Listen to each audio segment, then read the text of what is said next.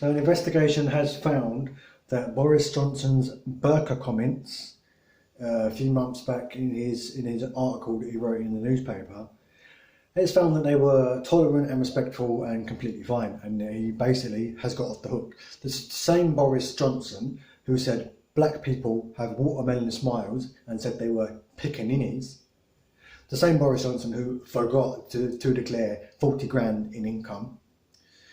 So really, as I've always said with things like this, context is important, and the context of which he made these comments, the comments were obviously that he said women in hijabs and in burqas look like letterboxes and bank robbers. Now that is offensive in and of itself, because he is saying that they look like inanimate objects, which is taking away their humanity, just dehumanising them, and bank robbers, so saying they look like criminals.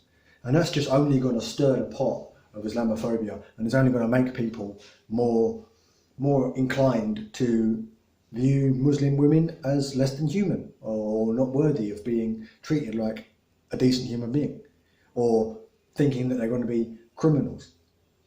But the context in which he made these comments, he was making a point that the burqa should not be banned in the UK. And with that, I wholeheartedly agree with him. However, these comments, as I said not 10 seconds ago, only serve to stir the pot.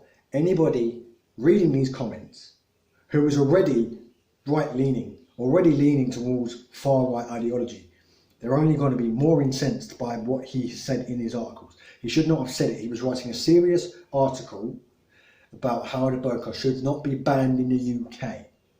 He should have just stuck to the subject. You know what he was trying to do? He was trying to be like a Poundland Donald Trump. And he was trying to say things that are deliberately outrageous and provocative to get more attention. Don't forget, this is the man that the UK widely suspects wanted to be Prime Minister. Maybe he still wants to be Prime Minister. So he's trying to be like Trump, controversial, provocative. The difference is, when Trump says derogatory things about Muslims, he follows them up with derogatory policies or proposed policies towards Muslims. When he says, if Trump was to say Muslims look like bank robbers or criminals, he would follow that up with his policy of let's kick Muslims out of the country. So if you're turning around and saying that Muslims look like letterboxes and bank robbers, and then you're saying, but we should respect them, you're undermining your message. Now I'm always one for dark humour, offensive humour, controversial humour, but context is important. And in this context, Boris Johnson wants to be Prime Minister. A comedian making these jokes, or me making these jokes, or you making these jokes, that's fine, provided obviously we're not being deliberately malicious and racist.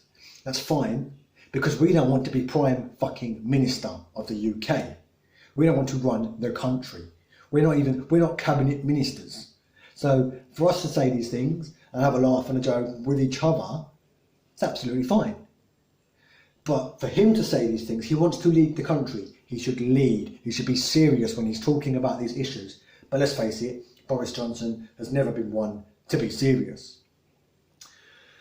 So, as I say, that just stirs the pot. I mean, imagine if someone from Corbyn's branch, someone who Corbyn associates with, imagine if he said, oh, Jews have big noses. Oh, but we need to stomp out anti-Semitism in the Labour Party.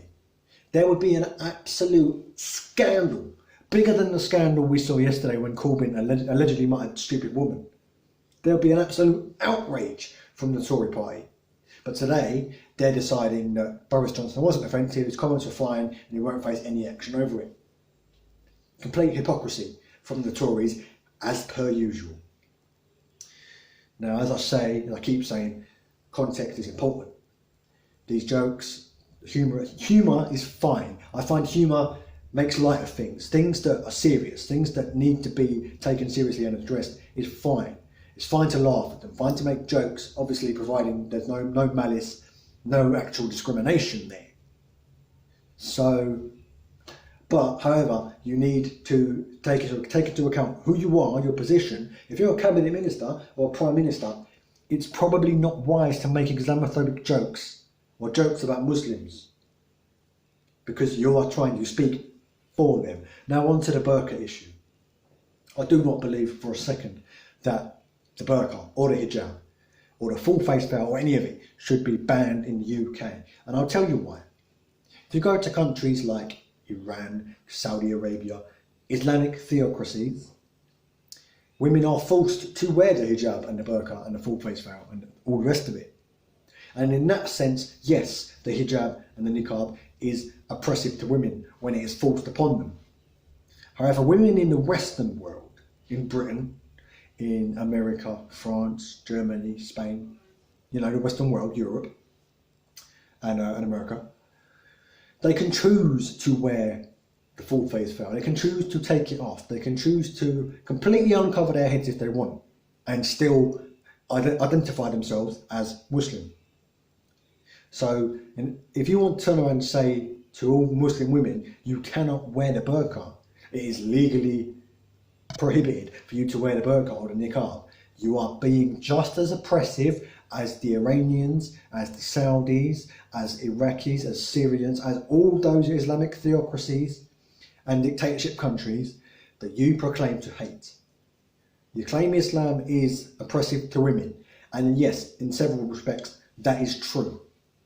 Especially when you go to these countries that are run by an Islamic theocracy. But you cannot say that and then turn around and say the burqa should be banned in the UK, France, Germany, Spain, wherever it is, right? I think it already is banned in several countries in Europe. But that makes you just as bad as them. You understand where I'm coming from? The same as saying we're not going to build any mosques. That makes you just as bad as an Islamic country refusing to build churches. Just as you're saying, I want to deport all Muslims, or I want to ban Muslims from entering the country, that makes you just as bad as an Islamic theocracy refusing entrance to Christians, or refusing to build churches. If you hate something, you have to cut it out. You have to not be like it. I hate the Tories because they disregard the poor, the homeless, the hungry, the needy. So I make it my policy in life to help out those groups as much as I can. I couldn't turn around and tell you that I hate the Tories and then do something that's very Tory-esque, could I? I'm an atheist, completely reject the idea of God. But I couldn't go home after telling you I'm an atheist and pray to Jesus, could I? It doesn't make sense. So if you claim Islam is anti-woman, is oppressive to women, and Iran is oppressive to women, and that the enforcement of the hijab on women is oppressive, which it is, you cannot then turn around in the next breath and say we should ban it in the UK, because that makes you just as oppressive as them. And I know the arguments. I know all the arguments. Oh, it could be anyone under there. Okay, so it's currently December. 1 degree, 2 degree early in the mornings when I leave for work. Sometimes I wear a scarf over my face. It could be anyone under there. Should we ban me from wearing a face scarf when I go to work in the mornings? Should we ban beanie hats and hoodies because it could be anyone under there? And sunglasses, could be anyone under there? No, when you're saying it could be anyone under there, what you are saying, in essence, is that woman is clearly a Muslim. I don't trust her not to show her face. She needs to take that off. It needs to be legally mandated that she cannot wear that because I do not trust Muslims. That is what you are saying. And I understand why. I really do. As much as I despise the way of thinking, I understand why people are distrustful of Muslims, because the media, Daily Mail, Sun, it's all there. All the stories of the terrorism, all the stories of Manchester and all that kind of stuff, and in fact in France, it's all laid out. So it seems like ISIS and extremist groups are representative of the entire Muslim community. I understand why a lot of people feel this way, as much as I disagree with it.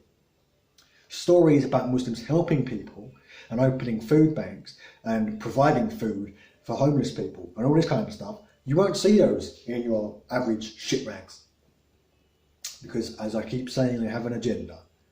So, to sum up, Boris Johnson's comments were crass. They were rude and offensive. In the context they were used, the context was fine.